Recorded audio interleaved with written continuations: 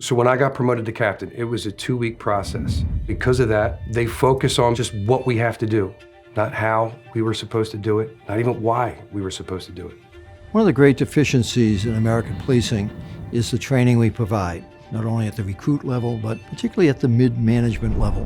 According to a 2020 survey, 71% of police agencies spent less than 5% of their budgets on recruit training.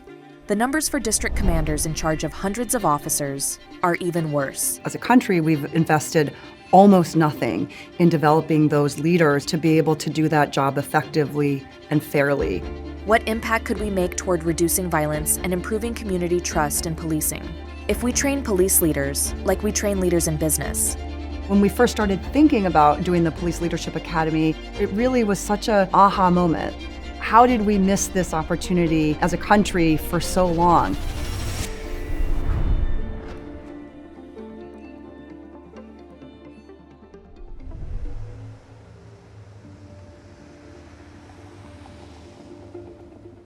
At the University of Chicago Crime Lab, we've been working for the last 15 years to really understand how to address gun violence. And we've been working as part of that on trying to improve policing. One of the Crime Lab's research insights was the outsized impact of police managers on reducing crime and improving community trust.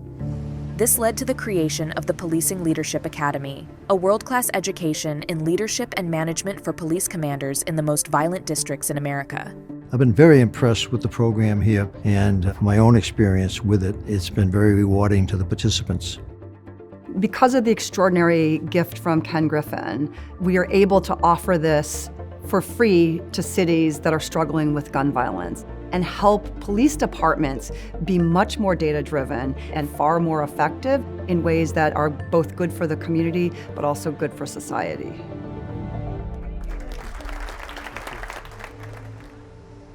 I'm Captain Joe Green. I'm assigned and the commanding officer of the 12th District, servicing Southwest Philadelphia. I recently graduated from the first cohort of the Police Leadership Academy. Everything that I tried to do with this program was for all of you. My capstone project was titled Tactical Community Engagement, Building a Safer Southwest Through Positive Interactions and Relationship Building. Captain Green's capstone project was a data-driven approach to encouraging his officers to build relationships and establish a presence of safety in the community, rather than relying strictly on traffic and pedestrian stops. By encouraging these previously untracked activities, Captain Green was able to begin to measure the impact of positive community interactions on reducing crime. This school year, we were able to foster a really strong relationship with our officers. They would come into our school every single day, they would sign a book, they would greet our front staff. So we're really grateful having our community members know that they're here to support all of us. At the end of 2023, we did a full analysis about how we performed compared to the previous year. What we found was that we had a 20% reduction in our homicides, a 30% reduction in our shooting victims, and a 25% reduction in our shooting incidents. And in addition to that, we reduced the amount of car stops and vehicle stops that our officers initiated by 5,000. But that reduction in that 5,000 was replaced with nearly 14,000 interactions where my officers got out of the car to build relationships and share information. What's really extraordinary about the Police Leadership Academy is it could have a huge national impact on homicides and shootings in the United States.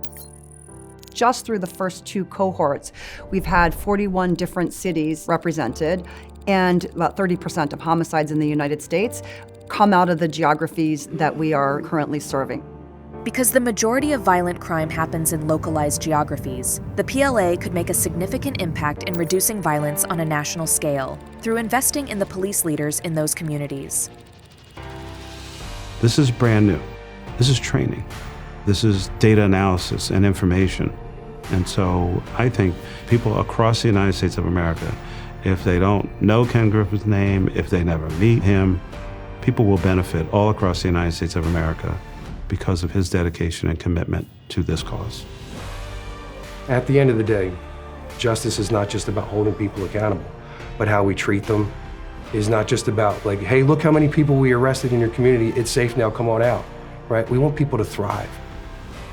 I'm so proud to be a part of that community, not just to serve it, but to be a part of it.